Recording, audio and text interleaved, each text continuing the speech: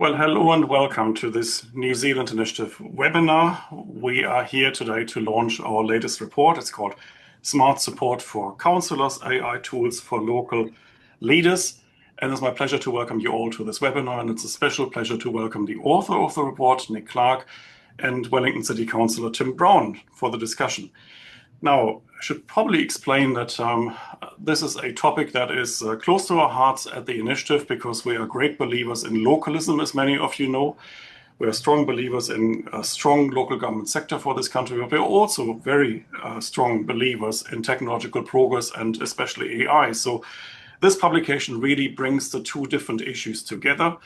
And Nick Clark, my colleague, has turned this into a thought-provoking report because we think that councillors actually deserve a lot more support for the important task that they do. And that was the motivation behind the report, which we launched today. Nick has done quite a bit of media on this already. You might have heard about it on the radio. We're especially pleased to see that the report got the support from Local Government New Zealand. We got a forward from the President of Local Government New Zealand. So you can find the report on our website at nzinitiative.org.nz. I'm also very pleased to welcome our old friend Tim Brown into the podcast because Tim was, before his current gig with Wellington City Council, a member of the New Zealand Initiative when he was still with HRL Morrison and Infertil.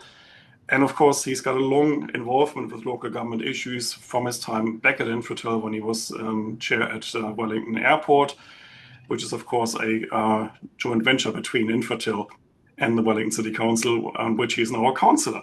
So we thought we'll bring Tim in as a commentator on this particular topic. But before we get to Tim, I think it is a good idea to ask Nick to introduce the report to us and tell us what it's all about. So over to you, Nick. What are you proposing in your research note? Right, I will just very quickly work out sharing my screen. Just bear with me for a moment. What have I done here?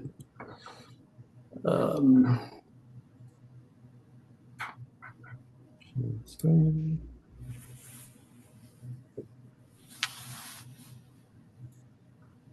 Go back to the presentation.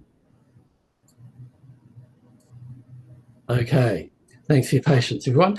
And thanks, Oliver, for the introduction. And thank you, everyone on the webinar, for joining us. Today, we're exploring a critical challenge facing our local democracy and a potential solution. We're talking about artificial intelligence in local government. But this isn't about replacing human judgment or automating away democracy.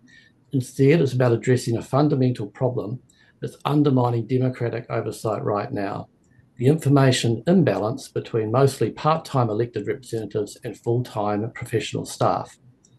Today, I'll show you how AI tools could help restore balance to our council chambers and strengthen democratic accountability. Let me start with the reality facing many councillors across New Zealand. Most serve part-time while juggling other careers, family responsibilities, and community responsibilities. Yet they're expected to process and scrutinise hundreds of pages of complex technical documents per meeting cycle, often with just a few days' notice. These aren't always simple reports. They're often filled with financial modelling, engineering specifications, legal implications, and planning considerations. Meanwhile, the professional staff who prepare these materials work full-time in their specialist areas, building deep institutional knowledge over years or even decades. Crucially, they also control the flow of information. The result is a structural information asymmetry that leaves elected representatives often dependent on staff recommendations. Look, this isn't a criticism of anyone. It's simply the reality of a system that structurally disadvantages those we elect to represent us. The consequences are serious. Many councils report feeling overwhelmed with the volume and complexity of information to process and consider.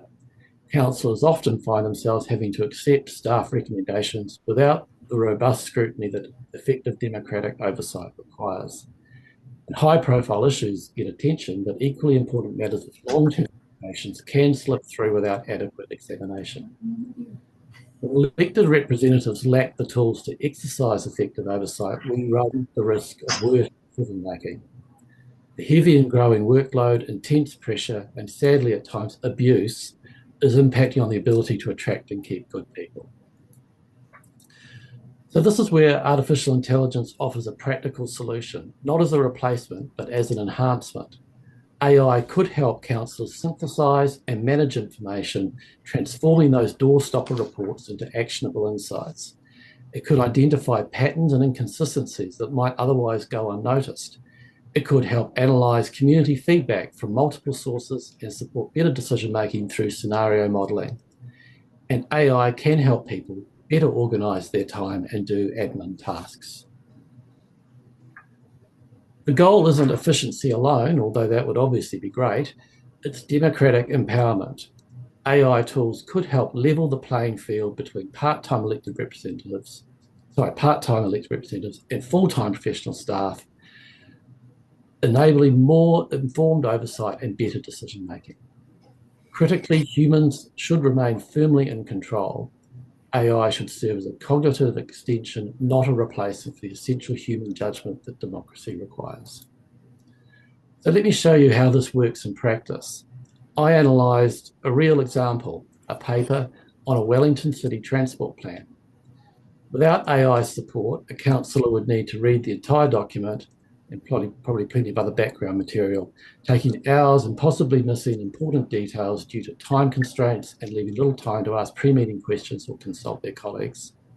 Or even worse, not read it at all or only read the very skimpy executive summary and just wing it. The approach I took to getting ChatGPT to interrogate the document is shown in the research note. With AI assistance, councillors could quickly get comprehensive briefings and identify potential risks not immediately apparent in the report. AI can prepare targeted questions and allow councillors to consider multiple expert perspectives beyond their own expertise. I used ChatGPT to consider the paper from an economist's perspective, but you could also apply a lens of a transport planner, a civil engineer, a climate change expert, or a political scientist, for example. The result, the councillor arrives at the meeting with better understanding, having identified subtle flaws, prepared informed questions, and considered diverse viewpoints. The good news is that New Zealand councils are already experimenting with AI. Hutt City Council reports staff saving 38 minutes per day through AI assistance. That's 20 hours per year per person. Auckland Council is launching multilingual citizen services powered by AI. Nelson City Council used AI to process long-term plan submissions more effectively. And Environment Canterbury has established dedicated working groups to explore AI applications. And I've since become aware there are other councils doing AI stuff as well. Momentum exists, but to make the most of the opportunities of AI, what we need now are tools specifically designed for elected representatives rather than just for internal administrative efficiency. Also, some councillors are already using AI with their own personal subscriptions to consumer products like ChatGPT, Gemini, Copilot, and Claude. It's great they're showing initiative, but when using standard consumer products, there are risks to security, privacy, and quality control. But next slide. But we must acknowledge significant challenges. A recent global survey shows New Zealanders are more sceptical of AI than citizens of any other surveyed country, only just beating out Australia. This creates both implementation challenges and opportunities for thoughtful approaches that address concerns. So key concerns include security and privacy risks, potential for bias and over-reliance, the need for comprehensive councillor training, building public trust and transparency, and integrating with existing council IT systems. These aren't insurmountable obstacles, but they do require careful attention. Success depends on addressing concerns head-on rather than dismissing them, or thinking that they're not worth considering. And demonstrating tangible benefits will be crucial through pilot programs, for example. It's crucial to understand AI's limitations. AI cannot make genuine value judgments about competing community priorities. It lacks moral agency and cannot take responsibility for difficult decisions. It struggles with contextual understanding of local political and social factors and matters of individual justice. These are fundamental boundaries that define where human judgment must remain central. AI should help councils analyse information and consider options, but elected representatives must make the final decisions based on their values, community knowledge, and democratic mandate. So as I see it, there are four sort of key pillars for successful implementation. First, governance and ethics frameworks with clear guidelines ensuring human authority and transparency requirements. Second, comprehensive training and capability development so councillors can effectively use and interpret AI tools. Oops, back. Third, we've got, I need to go back, a little bit too quick. Third, shared resources and cross-council collaboration to make sophisticated tools accessible to councils of all sizes. And finally, proactive public engagement to build trust and address concerns before they become barriers. And this isn't just about technology, it's about change management, democratic culture, and public trust. Now on to recommendations. Our research provides 10 specific recommendations, from designing AI to enhance rather than replace judgment, to establishing evaluation frameworks that measure democratic outcomes, not just technical performance. I won't go through each of them in the interest of time, but they are set out in the research note. But to summarise, the goal is thoughtful implementation that strengthens democratic oversight while managing risks responsibly. To conclude, we can maintain the status quo where information asymmetry persists, democratic oversight remains weakened, councillors feel overwhelmed, and governance becomes procedural. Or we can embrace AI-enhanced democracy, enabling informed decision-making, strengthened oversight, empowered councils, and better community outcomes. In an era of growing information complexity and rising community expectations, and where AI is already out there, doing nothing isn't really an option. The question isn't whether to act, but how to act thoughtfully and effectively. AI can help restore that balance I talked about.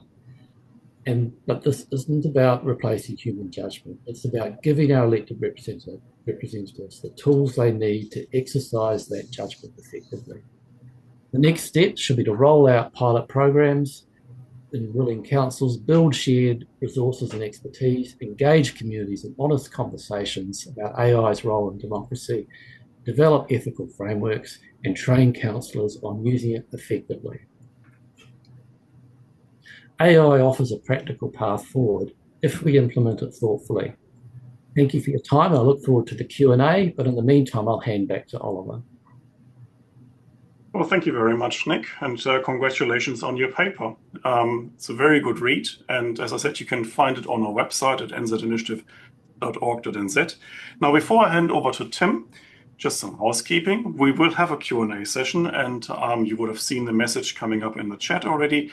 We will do this as per usual via slido.com. You can ask your questions on Slido. All you have to do is you have to put in the code, which is 3762639. It's also in the chat.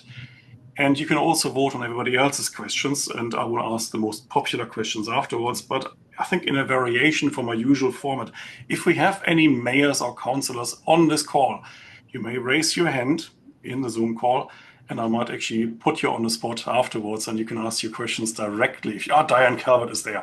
I see you, Diane. I will ask you, and you will come in. But before we do that, I'll hand you to your council colleague, Tim Brown. Thank you. I won't invite Diane to come into the room, otherwise she'd push me out of the way. I just like to make a couple of comments really first about Nick's his observations about councils. I don't think it's entirely fair to say that councillors are swamped by paper and have to sort of a bulldozed into accepting advice from officers. I mean, the way, at least it works here, and I've not experienced of any other council, is that there is an enormous iterative process around pretty much all decisions. So we've just had a very long session today around our district plan, and prior to that, we had 5 briefing sessions with officers, each of about an hour and a half. So in addition to that, we had pretty much as much time as we liked to Q&A officers on any issues. So at least in Wellington City, the way it's set up is that there is a very high level of engagement between councillors and council staff, and it would never be the case that a councillor was obliged effectively to go into the room on the decision day without having had an opportunity to have actually face-to-face these things. So I don't think that is an accurate description of how it works in council land. And I also, unfortunately, don't think it's fair to say that councillors are part-time. At least my experience, I don't think I've ever worked as many hours. In fact, I know I haven't in my entire life as I've been on city council. It is a very, very time-consuming job. But also the full-time staff are very much the over full-time councillors in my experience. This isn't to say that we couldn't improve the quality of information that is provided to us and also our interrogative capabilities, because what we do have the ability to ask questions of staff that is very unfiltered. But to the extent you actually do have the analytical devices in your own PC, especially if you're going to actually reference external sources and compare them to what is in the council paper, I think that that's to be applauded. And I'll certainly read the report definitely, and I'll be interested. And I think it would be great if there are ways to improve the way councillors can actually interrogate data and all of the other things that Nick raised as potential benefits. I'd also mention one other thing, is that I'm very aware that council staff are using AI, and when I was talking yesterday to one of our council staff about his use of AI, and it's very extensive, because obviously there's an enormously large amount of data that a huge number of our decisions relate to, and it's not just physical data. Maybe the weird things like how much bush there is in Wellington City that's actually on private residential properties. But there's all these other rules around regulation and government policy statements, and you name it. We operate in an environment where there's a very high level of overlay around regulation, not all of which we control ourselves, and as well as physical factors such as how many trees there are in a suburb. So I think it's I definitely think it would be great if artificial intelligence is going to help councillors interrogate data and get to understand things better. But I don't think that should get in the way of council laws working with officers to actually improve the way information is done. And I would definitely agree with you, Nick, that there is a lot of information that comes to us, and often the reports are, in my view, not as well written as they should be. Sometimes, there's inconsistencies between how things are reported, which makes it very difficult at times to actually fully break down exactly what the impact is going to be on ratepayers. What is the cost of us spending $7 million on the Frank Kitts Park playground, as an example? What is the actual cost for ratepayers? So we can actually say, is it really worth it if ratepayers are having to pay, in this case, quite a lot of money? So I think it was $750,000 a year for that playground. Now that data wasn't there. But maybe that is something which artificial intelligence could have actually helped somebody interrogate the report. But it would actually be better if the council were to standardise reports in ways that actually made them more accessible in the first place. So I'm sort of partially agreeing with you and not entirely agreeing with you, which I guess maybe puts me by the sound of it, New Zealanders are sceptical. But I definitely would. I think it would be great if we did actually use this along with other ways of working out how we can improve the quality of information which councillors are getting and their ability to understand those papers. But I would certainly not like it to get in the way of our ability to sit down with the council staff, which, as I say, at the moment is very unfiltered and very unrestricted, and is in many cases is the most helpful way for us to get informed about issues about which we may not necessarily know a lot. Oh, thank you very much, Tim. And now we have time for Q&A. I see that Jeanette Osborne has her hand up, and Jeanette is, of course, a councillor in the Waitomo district, and she's running for mayor. So I might just ask you, Jeanette, now to talk. I've connected you. Have we got you? You might have to switch on your microphone. Yes. Right. Can you hear me now? Yes, we can hear you. I think it was more actually just a comment looking at some of these posts that have come up on Slido, and particularly the first one. Would you rather have a councillor who admits using AI or one who pretends they read everything? And I think that one question just sums everything up for me. Yeah, there is a lot of reading, and not all councillors read equally. And often AI can just be that great tool for rewriting, and not necessarily for comprehending, but just for rewriting. You can get your ideas down fast and press the button, and that should come back in a way that other people can understand it. And I think it's a fantastic tool. I just think we've got a long way to go to raise the bar in general across councillors. And there should be more accountability. Sorry, that's probably a political statement. There should be more accountability. No one's checking on how often people come to meetings or how much they actually do as councillors. Sorry, end of rant. That's good. Thank you very much. Would you like to respond, Nick or Tim? Oh, yeah, look, totally. And in terms of that answering that question that Jeanette highlighted out of Slido, my answer would be I would rather, I'd have certainly a lot of respect for a councillor who admits to using AI. I think it's important that there's that transparency around that. I'm not, I think that's definitely the way to go. People should be transparent about the tools they use. Stuff at the moment.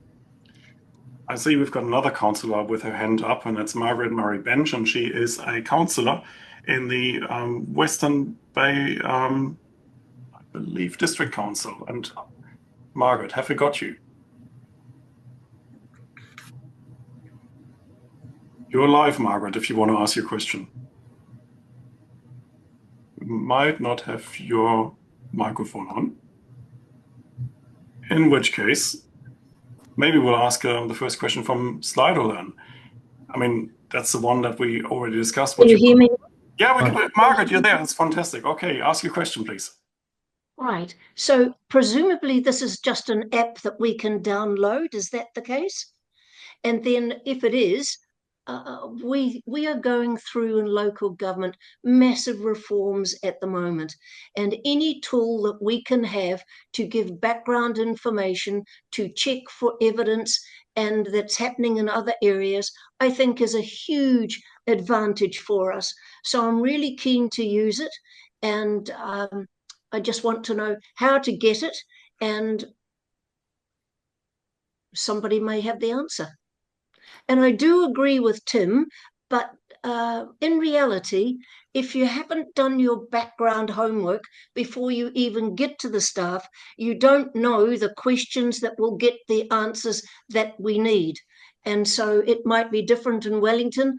Our staff do a jolly good job, but we do need to extend our horizons seriously. Nick, do you want to tell us how we can get these tools? Yeah, so this paper is basically a conversation starter, if you like. It's there to provoke a discussion. I think it would be great if those tools were available, and that's something that councils will need to work on, perhaps with their sector bodies, such as Local Government New Zealand, for example, and with DIA potentially. But I agree. I think it's something that would be really, really helpful. For the reasons Margaret mentioned, and if this paper and this discussion can help spark that conversation and get some momentum going, that'd be great. Maybe Western Bay of Plenty could be a pilot program. In the meantime, of course, while we haven't got a unified solution for everyone, there are plenty of tools out there, Margaret. If you want to try them out, just log yourself onto Claude.ai or ChatGPT or Gemini, try them out and see what works for you. We've got Councillor Kevin Gilbert from Dunedin City Council. So Kevin, your turn. Your turn to talk. Thank you. Can you hear me? Yes, we can hear you. It works wonderfully. Thank you. Wonderful. Thank you, Oliver. Thank you, gentlemen. I guess my concern, first of all, I agree with both Tim and Nick, although in different ways. So I agree, Tim, it is a full-time role if you choose to make it so. But Nick, I also agree with you that there are some who choose to very much make it part-time. And with reference to some of the previous speakers, where not everybody reads everything. We all know this. And in fact, some people struggle to understand spreadsheets and even the basic concepts. So I guess my question is, what is the risk, and I did put it in the chat, what is the risk of ostensibly obfuscating the responsibility to comprehend and understand a topic simply by ostensibly reading the cliff notes, which is sort of what ChatGPT and things do. It's also great for fact checking when something is said in a meeting and you think, I'm pretty sure that AI is fantastic for being able to do on the spot fact checking, but the risk of obfuscating the responsibility. Discuss. Okay, maybe something for you, Tim?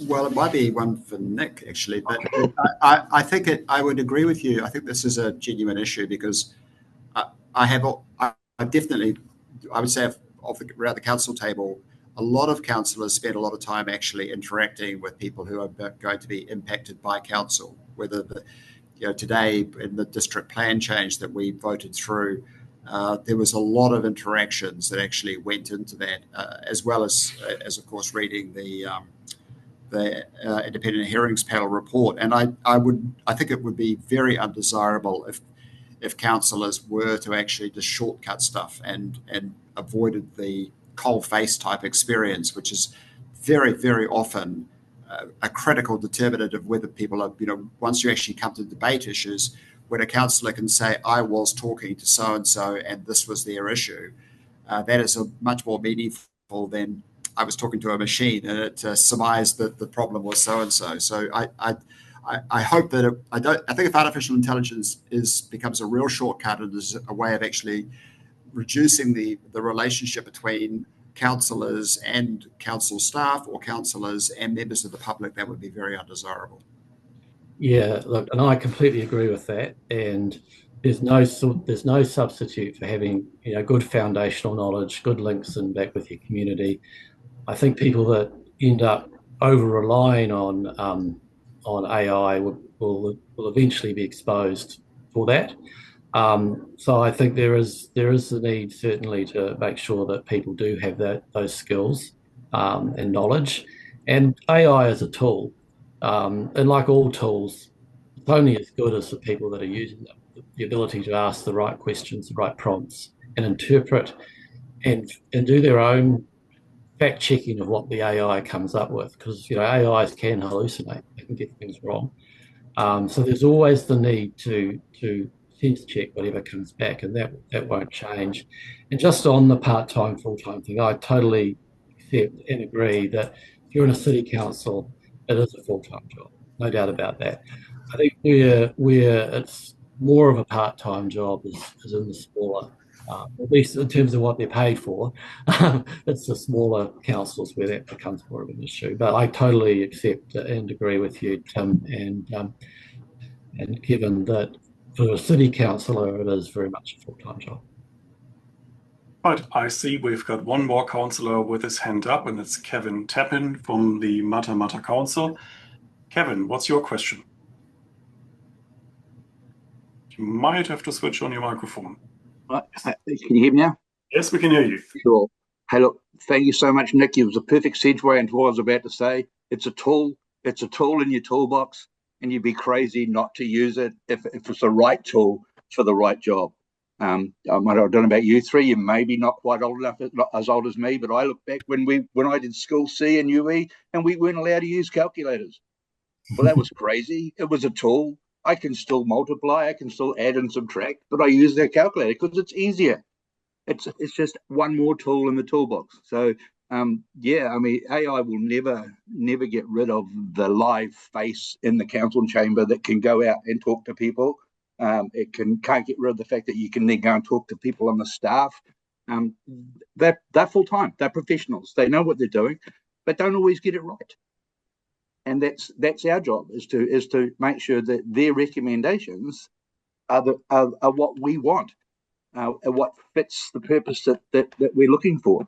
So yeah, it's a tool in the toolbox. You'd be crazy not to use it if it's the right tool for the job. Thank you, Kevin. Any responses from you, Nick or Tim?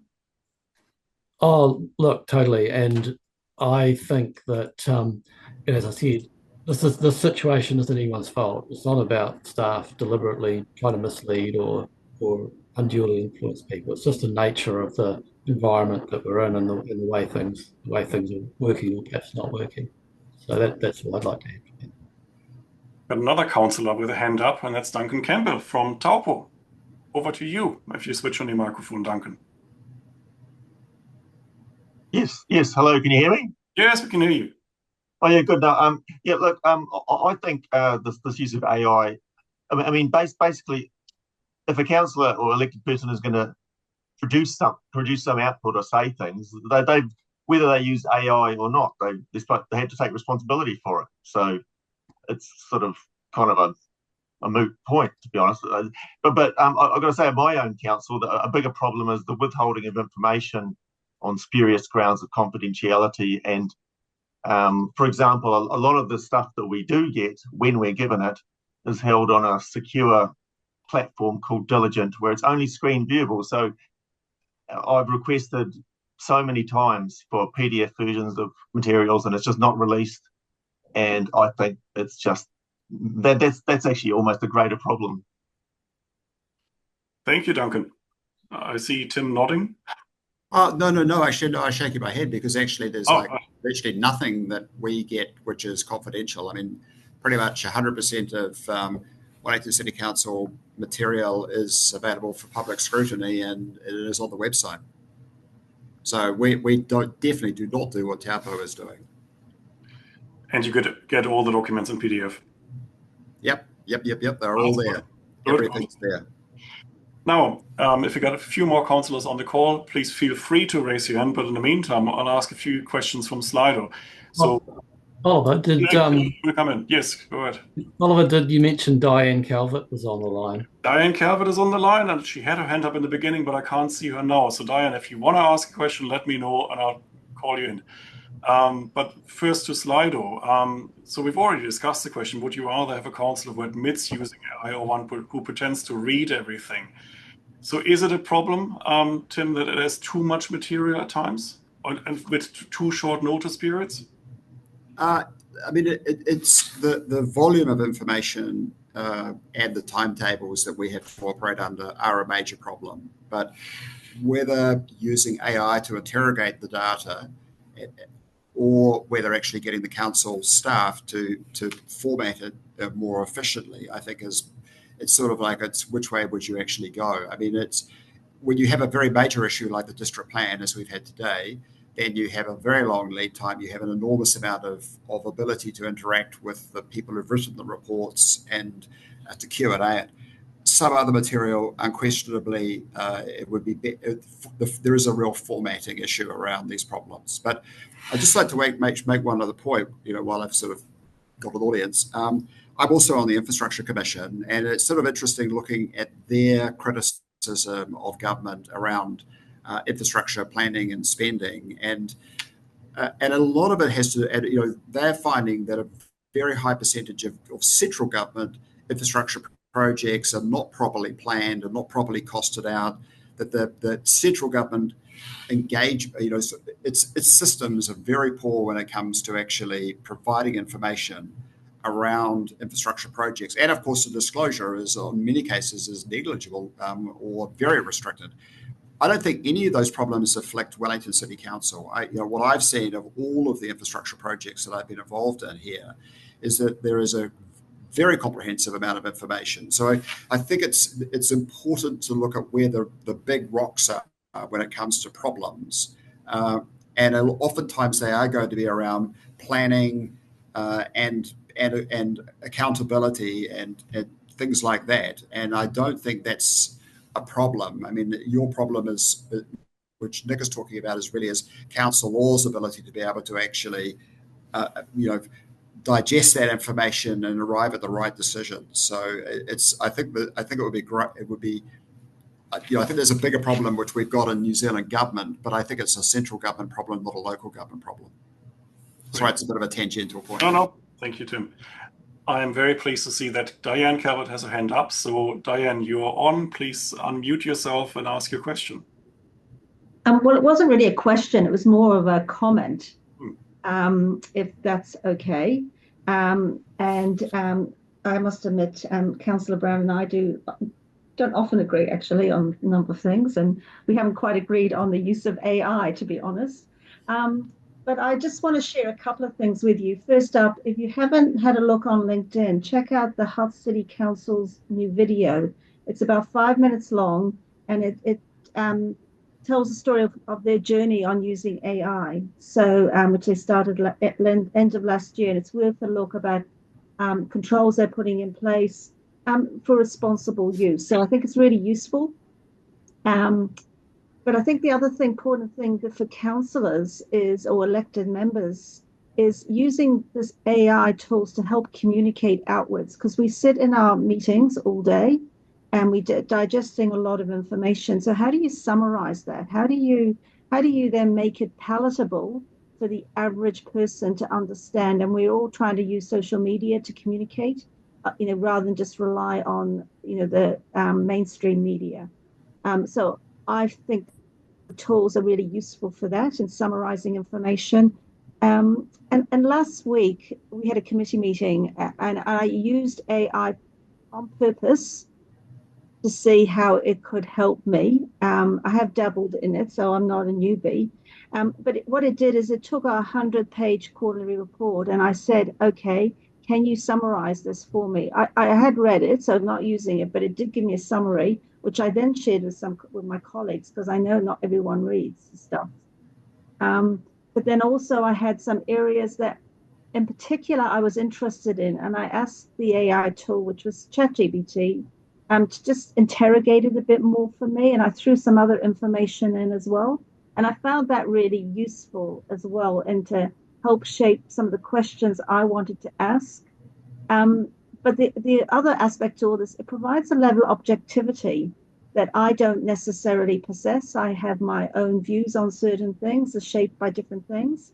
So sometimes having this tool coming in with that objectivity, I believe helps. So really, I just wanted to share that with you. No, thank you very much, Diane. Looking at you, Tim, since Diane said you rarely agree with each other, I think on this one you probably would, wouldn't you? I'd hate to admit in public that I agreed with anything Diane said, so I'll reserve my announcement on that one. No, okay. But I think we can probably all attest to the usefulness of these tools. I mean, we use them as well, and especially Diane, as you said, for summarizing large documents, they are incredibly useful, so I totally get that. We might take Margaret back onto the call, Margaret Murray Bench, because she has another question. So let me just call you in. Your second question, Margaret. Can you hear me okay? Yes, you're on. Well, I'm in a provincial and a smaller council, and our workload is, if you want to be any good, you have to be able to work with your community as well as at the council table. So I think that listening to this debate today, which has been extremely useful, I shall make sure that I've got AI, because I can use it within the community at the council table, and whatever I want to do, it will give me the substance and help the community as well as my knowledge, because yes, our staff give us all sorts of reports and you read them, and I do, and I've been in local government for a very long time, both here and down in the South Island. So I welcome this tool. I'll find out how to use it, but I can see it's going to be really useful. So thank you so much for this afternoon. I appreciate it. Thank you very much, and please get in touch with us afterwards, and we're happy to point you in the right directions for the tools that you might need. Now, we might actually get to the next starter question. Should elected members only use the tool approved by the council's IT specialist to protect confidential information? What do you think? Maybe Nick first. Yeah, it's an interesting one, isn't it? So it's a very good question. I think the idea would be to certainly have tools that are available to council. I think it would be probably preferable that if the tool is available, that probably use that. I don't think there's anything wrong necessarily with perhaps then sense checking that with using your own tool. And I think that would be something that you'd probably do almost anyway without AI. Whatever you get from the council source, you might want to socialise that with your community or with your own knowledge or with people that you know who are experts. So I'm not saying people should not use their own AI, but I think it would be obviously great if there was a council tool available. Okay. The next question on Slido is probably more a rhetorical question. Those of us who are in smaller councils who are constantly balancing our workload with huge community involvement, why wouldn't we all use AI? See you nodding, Nick. I mean, yes, I mean, for a city council like Wellington, probably less of a need. But if you're really working in a part-time capacity in a smaller council, I mean, you would really try to get any help you can get. But maybe the next one is more a policy question. Your view on whether elected members should be bound by an AI policy like council staff, Tim, what do you think? What would an AI policy look like? I mean, Diane's admitted to using AI, so so maybe we should ask her. I wouldn't think so. I mean, I don't. Is AI dangerous? I mean, Nick would know the answer to that, perhaps. But I mean, I can't think of any reason why you'd have a policy. It would be like you're not allowed to use Google. Yeah. What do you think, Nick? Yeah, I think that's right. I think there are frameworks that I think need to be put in place around how these tools are developed and rolled out. But as I said in the answer to the previous question, I think that it'd be great if there was an AI tool that councillors can use that are provided by the council, but they should still be able to use other tools as well.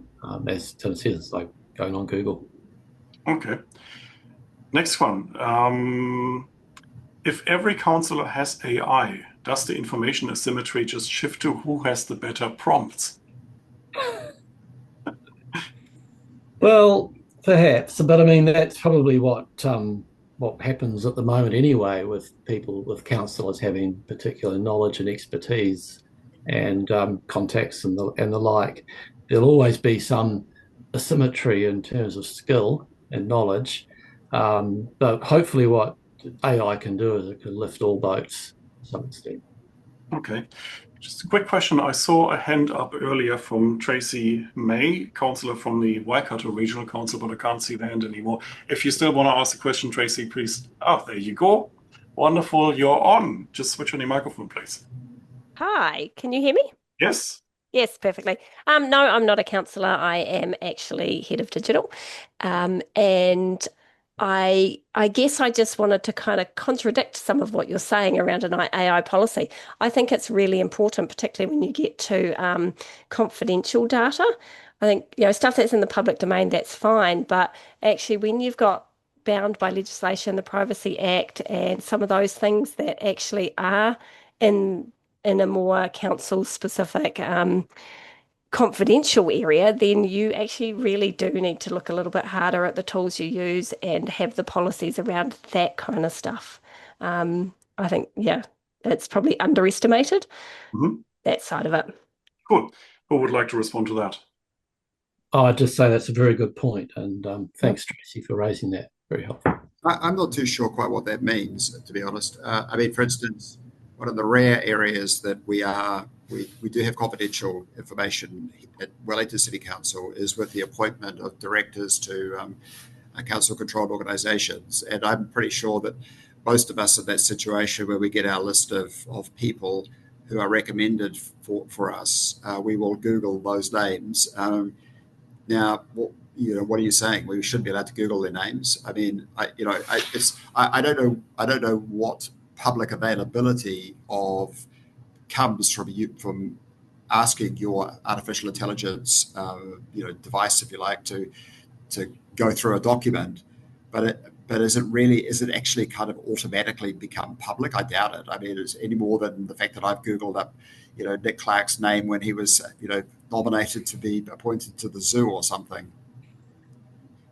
Okay. I'm not saying Nick was, by the way. I'd love to be appointed to the zoo. Thanks. We have Councillor Sandra Greenslade from the Taupo District Council. Sandra, you're on. Hello, Sandra. Can you hear me now? We can hear you, yes. Thank you. Thank you very much, gentlemen. Very, very interesting webinar this afternoon. I've been using AI for just about as long as it's been out, as my children are involved in industry, and of course they all use it and said, Mum, you can't live without this. So when I hear somebody say doing nothing is not an option, I 100% agree with you over that. Just like to talk to Margaret for a minute. We have an old town centre here and it had a canopy over the top of it, and I put a survey out onto Facebook and I got 136 comments, all of which were different. So I put it into AI and it came up very nicely summarised, and I was able to go back to my community and say, this is what most of you think, this is what we should do, and this is a good idea. And the interesting part, of course, about it was that it came out with a result that I completely didn't expect from the community. So that's always one that we always have to be aware of. The other point that I wanted to make before I ask a question was, of course, our ratepayers will all be using this. So they will be getting hold of as much information and all the background information that has gone on in councils from years gone by, and they will be throwing at us. So if we're not ahead of that wave, we're going to look a little bit stupid, I think, in our roles. The last thing I wanted to ask was, Nick, a pilot program, is that something that you would come and do individually with a council? Oh, I'm not sure it'd be something that I would do, but certainly I would hope that LGNZ might get involved in that. Also, there's quite a few providers that would be potentially interested, and not here to give anyone a particular sales pitch, but there are AI providers that are or tool providers that do have New Zealand presence that would probably be interested in doing this. The likes of Microsoft or Google or whoever, they'd probably be interested in this. So there will be opportunities to engage with those people, and maybe given the work that Hutt's been doing in this space, it might be quite useful to, if Hutt City Council, I'm not sure if there's anyone here from Hutt on the call, but they could help councils, look at things like a trial for them. That sounds terrific. I mean, that's. I think the timing is right. We're coming to the end of this triennium, and many councils will be having new people as well as new mayors probably too. And so I think council staff should actually be looking at it right now and thinking how they're going to get that set up for the beginning of the triennium. Thank you, gentlemen. Fantastic. I really enjoyed it. Thank you. Well, thank you, Sandra, and glad to hear that you're using it already. We can take the next question actually from Slido, and there's a question about Diligent, a software called Diligent, and the anonymous participant here asked, our council uses Diligent, so we can't copy out and into ChatGPT, and they have point blank refused to give us papers that we can do this. What can we do? Tim, is that a question or a problem for you at Wellington City Council as well? Well, we do get papers on Diligent, but they're also all, except for the very rare confidential ones, they're actually also just on the website. So it's not really a problem for us. But I can understand the issue, and I guess that is something which a council would need to make sure that the format of the paper was actually accessible for the interrogation by the artificial intelligence. So out of your information system, you could, if you wanted to, take stuff out of that and put it into Claude, Gemini, or ChatGPT. Well, ours we can, because it's, as I say, it's also on the website. Okay, cool.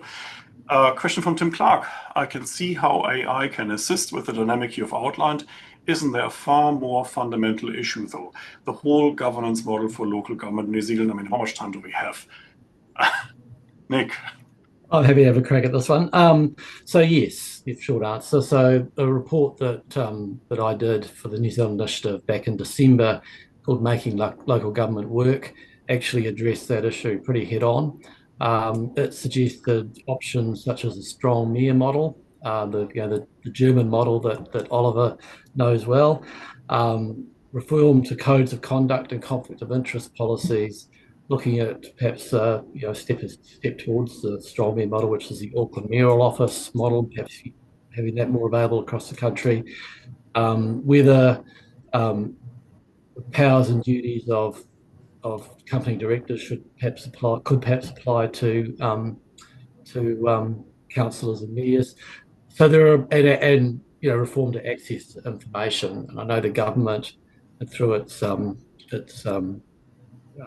local government systems improvements that announced last year, was certainly keen to look at things like codes of conduct, conflict of interest, access to information.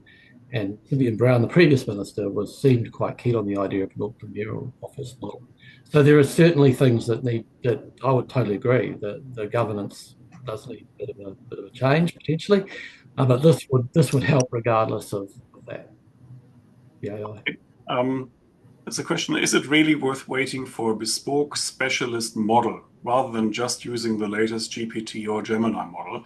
Because bespoke will fall increasingly behind. And if I may add, I mean, just yesterday we got the latest model out of OpenAI. That's the O3 Pro model. It is insanely good, but I imagine if you wanted to now tailor-make this O3 Pro into a council model, you'd probably wait half a year, by which time you probably get the O4 Pro model, and the whole thing is completely out of date. So is it really worth developing something for councils, or should we just use what's out there? Yeah, that's a good question. And I think, as you know, people are already starting to use it. I think there are some issues potentially around privacy, confidentiality, data security, quality control, things like that might make having an AI tool that's basically local government specific potentially useful. It might not necessarily have to be as sophisticated as some of the real whiz-bang ones that are coming through.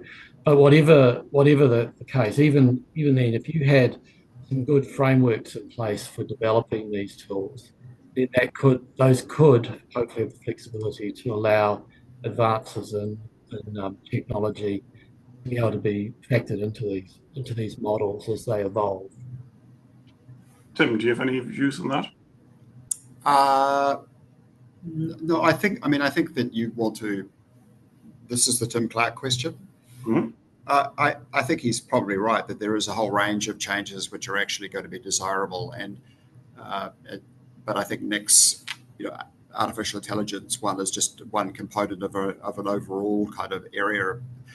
One of the problems which I would say with respect to local government reform is that central government very, very much beats down on local government. So the relationship is so unequal. And to be honest, the ministers of local government are not particularly interested in local government other than to beat us up, is my observation. So it's, unless you can actually get a constructive working relationship between central and local government, that is going to be constructive in terms of looking at reform, then it's going to be very hard for that to occur. Because what I've seen is central government likes to actually impose costs and problems on local government and then gives us no tools to actually pay for those solutions. So, and of course, they come up with national policy statements which actually flow through all of our documents without proper consultation. So, there is a much bigger problem, but I'm not too sure what the route is to the solution. But sorry guys, I've got to run because I've actually got another meeting at 4 o'clock. So I don't want to keep Diane Calvert late waiting because I'm the chair of the meeting. So if I didn't turn up on time, she'd be really grumpy. You could just send your AI bot. Okay, if only. So sorry, I've got to go. Thank you very much. Thank you, Tim. But we've got another question actually here from Councillor Te Ahuahaya from the South Taranaki District Council. Question for you, Tim, then. For Nick, what review of AI interfaces has the initiative done, and what would it recommend as the top 5 AI most useful tools for local government? Any ideas? Oh gosh, that's a good question. So, my own personal, the ones that I would use for my work, and I'll explain that I use AI as a bit of a flash search engine for the most part, and then the ability, so it's better than just a plain Google search. It's a good search engine. It can, rather than having to click on a bunch of links, it comes out when you do a Google search. It takes you, produces you what they call an artifact, and then the good ones will have the source material, linked in those artifacts. And I always make sure that I check the source material. So that's something I always try to do. The other thing that AI is good at is, from in terms of my own work, is editing, proofreading. It's like having a super editor. It's very helpful in that sense as well.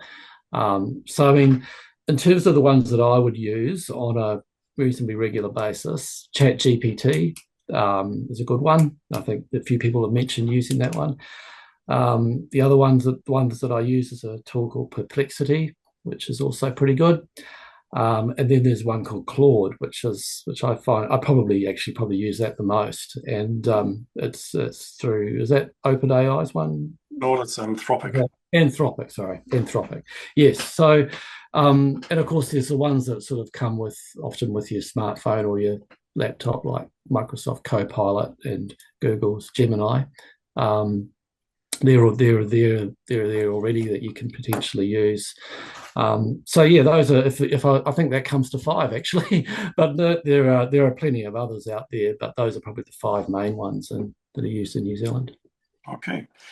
I'm not sure whether we have already answered this in passing, but Duncan Campbell asked, at my own Taupo District Council, where I'm a councillor, a big issue is council staff unduly withholding information on the spurious basis of confidentiality. Nick, any views?